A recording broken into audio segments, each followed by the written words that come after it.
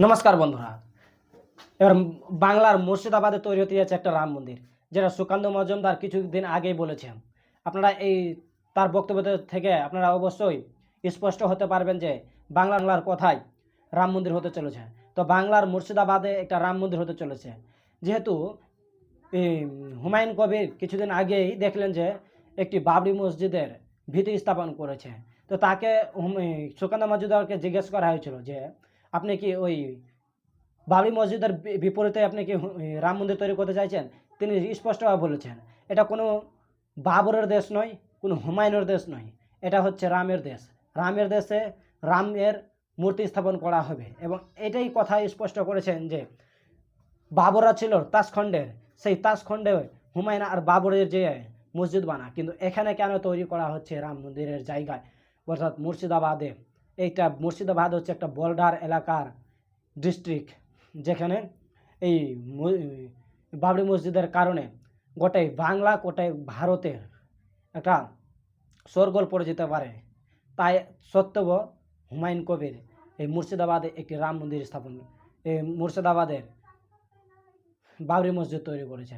তাই আপনারা দেখেন, যদি মুর্শিদাবাদে এভাবে যদি মসজিদ বানাতে থাকে, কারণ এটা হচ্ছে একটা বর্ডার এলাকা, বারবার বলছি এটা বর্ডার এলাকা, তো এখানে যদি মসজিদ বানাই তো গোটাই ভারতের উপরে একটা প্রভাব ফেলবে, যেহেতু বাংলাদেশ পাশে রয়েছে, আর সেখানে মুসলিম কান্ট্রি, বাংলাদেশ একটা মুসলিম কান্ট্রি, সেইখান থেকে অনেক লোক মুসলিমগুলো কী হচ্ছে ঘুষপেটি হয়ে অন্য পথে লুকিয়ে কী করছে, ভারতে এসে বসবাস করছে।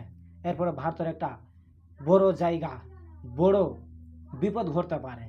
সেটাকে মাথায় রেখে হুমায়ুন কবিরকে বলতে চাইছি যে আপনি যেন এভাবে মসজিদ না তৈরি করে, যদি মসজিদ তৈরি করতে হয় আপনি আমাদের দেশেরই যারা মুসলিম, যারা ভালো কাজ করছে তাদের নামে আপনি মসজিদ বানান। কিন্তু কেন বাবরের নামে মসজিদ বানাতে যাচ্ছেন? কেন হুমায়ুনের নামে মসজিদ বানাতে যাচ্ছেন? কেন আকবরের নামে এই দেশে মসজিদ বনবে?